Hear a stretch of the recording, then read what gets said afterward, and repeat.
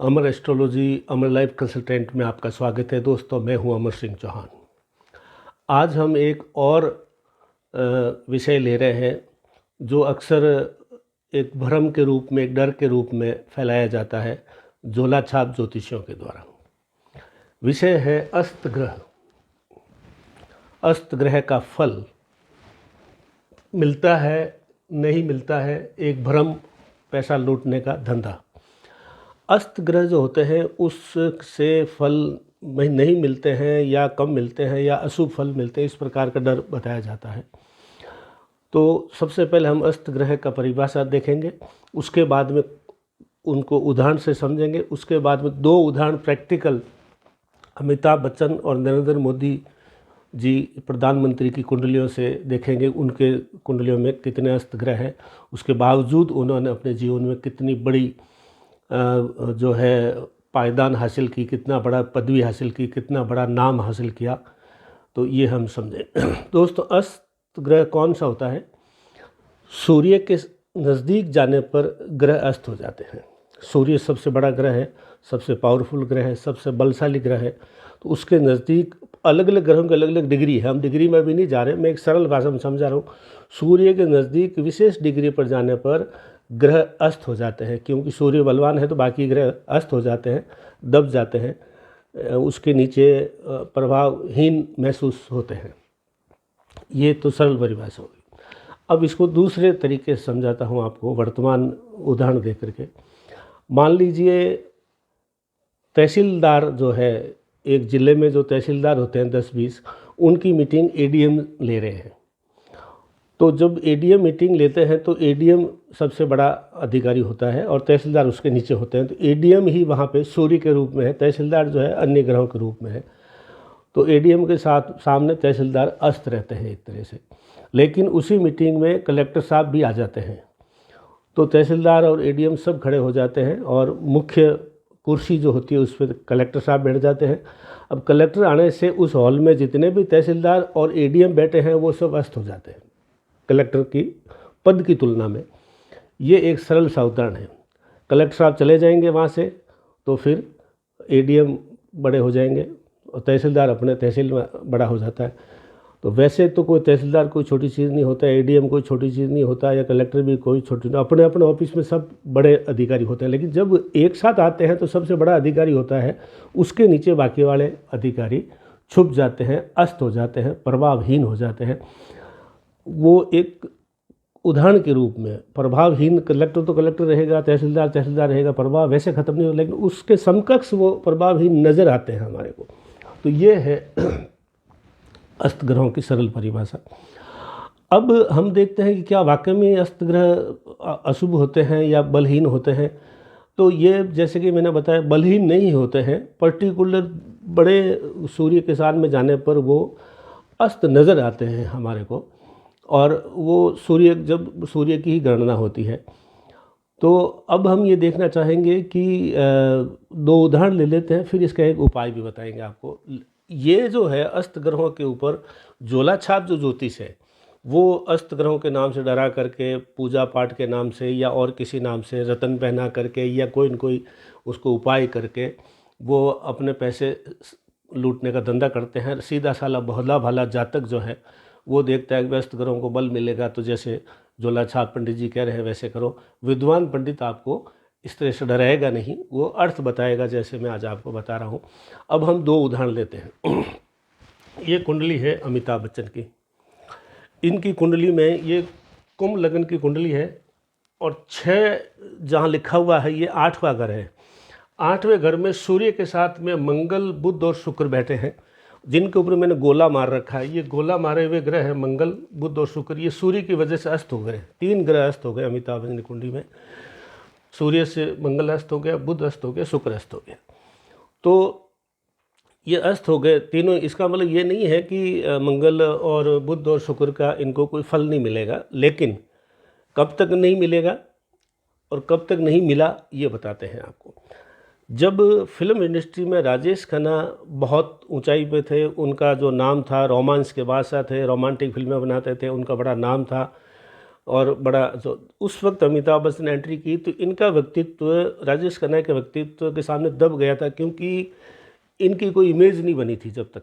नए नए आए, जैसी फिल्में मिलती गई करते गए, लेकिन राजेश खन्ना के रोमांटिक इमेज इतनी ज़बरदस्त थी कि जो है उसके सामने अमिताभ बच्चन अस्त रहे।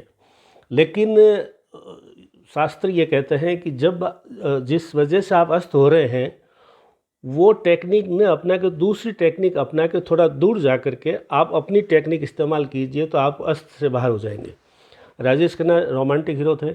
अमिताभ बच्चन शुरू में कई फिल्में की, असफल भी रही, लेकिन जब जंजीर फिल्म में उन्होंने रोमांस से हट करके विपरीत किस्म की फिल्म की, एंग्री यंग मैन की, यानी जो सूर्य था उस टाइम का राजेश खन्ना फिल्म इंडस्ट्री का, अगर उसी की नकल करते तो संभव है कि अमिताभ बच्चन रोमांटिक भूमिकाओं में चल नहीं पाते थे। लेकिन जब उन्होंने एंग्री मैन ये इनकी भूमिका की, उधर राजेश खन्ना का उतार था, ये एंग्री यंग मैन वाला जो कैरेक्टर था वो इतना चला है कि आज दिन तक मिलेनियम जो है स्टार कहलाते हैं और शताब्दी के महानायक कहलाते हैं। जब जब भी आप आपसे प्रभावशाली जो ग्रह है जैसे सूर्य है यहाँ पे, उसकी नकल करोगे तो आप अस्थिर रहोगे। आप उनसे हट करके अलग ढंग से दूरी रख करके अपना स्टाइल डेवलप करेंगे तो आप अस्त से बाहर आ जाएंगे। जैसे ये है, इधर वाली कुंडली श्रीमान नरेंद्र मोदी जी की है। ये वृश्चिक लगन की कुंडली है। इनके भी सूर्य के नज़दीक एक बुध है और शनि है, जिनके गोला मारा हुआ है शनि के और बुध के। ये डिग्री वाइज दोनों ग्रह नज़दीक हो गए। इसका मतलब ये है कि इनको भी इन ग्रहों का फल नहीं मिला, शुक्र और बुध का नहीं मिला है। लेकिन कब मिला है? जब अटल बिहारी वाजपेयी जब प्रधानमंत्री थे और आडवाणी दूसरे नंबर पर थे, तो तब तक नरेंद्र मोदी उनके सामने अस्त रहे, उभर नहीं पाए थे, क्योंकि उनका व्यक्तित्व सूर्य के समान था। तो अगर ये ज़बरदस्ती कुछ करते तो उस टाइम सफल नहीं हो सकते थे।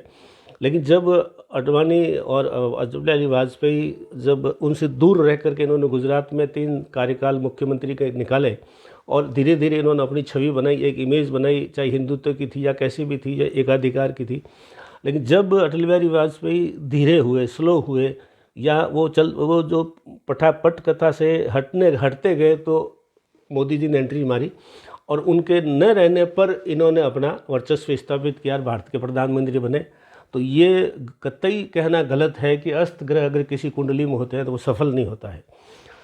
ये मोदी जी की कुंडली में 2 ग्रह अस्त हैं, बुध और शुक्र। अमिताभ बच्चन की कुंडली में 3 ग्रह अस्त हैं, मंगल, बुध और शुक्र। उसके बावजूद इन्होंने इतना बड़ा नाम कमाया। तो ये कहना बिल्कुल गलत है कि अगर किसी कुंडली में अस्त ग्रह है तो उसको अस्त ग्रहों का फल नहीं मिलता है और उसका कुछ उपाय करना पड़ता है। इसका एक सरल उपाय यही है जो मोदी जी ने और अमिताभ बच्चन ने लाइफ में देखा। उन्होंने जो स्थापित कलाकार या स्थापित नेता थे उनसे हट करके अपनी एक अलग इमेज बनाई, और अलग इमेज बनाते ही वो अस्त से बाहर हो गए, क्योंकि उन्होंने उसकी छाया के तले नहीं रहे। इन्होंने अपना खुद का एक वर्चस्व, अपने खुद के स्टाइल और खुद का तरीका इस्तेमाल किया कि आज की तारीख में मोदी जी जैसा नेता नहीं और अमिताभ बच्चन जैसा अभिनेता नहीं।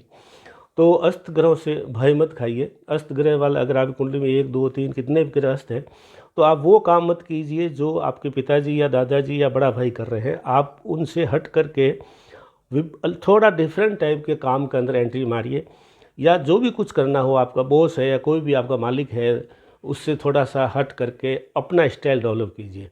तो उस अस्त के तरीके से आप बाहर आ जाएंगे। तो उन ग्रहों को बल दीजिए जो अस्त हैं, और उन ग्रहों के अस्त ग्रहों को आप डेवलप कीजिए जो स्थापित चीज़ों से अलग आपका परिणाम आएंगे, आपके रिजल्ट भी उसके अनुकूल होंगे।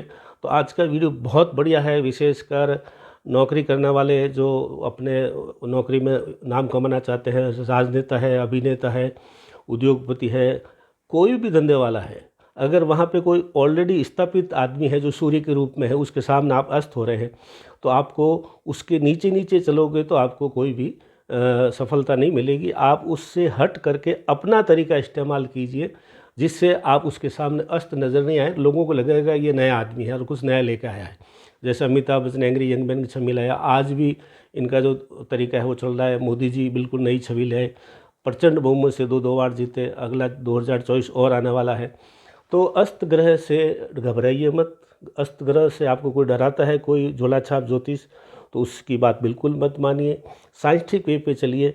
आप अस्त ग्रह है तो आपके उन अस्त ग्रहों को थोड़ा हट करके अपने नए उसमें कोई फार्मूला बनाइए, नए तरीके से ज़िंदगी जीजिए, नए तरीके से इस काम स्थापित कीजिए, चाहे उद्योग है या शिक्षा विभाग है, अभिनेता है, नेता है, कुछ भी है, थोड़ा हट के कीजिए तो आप सफल हो जाएंगे।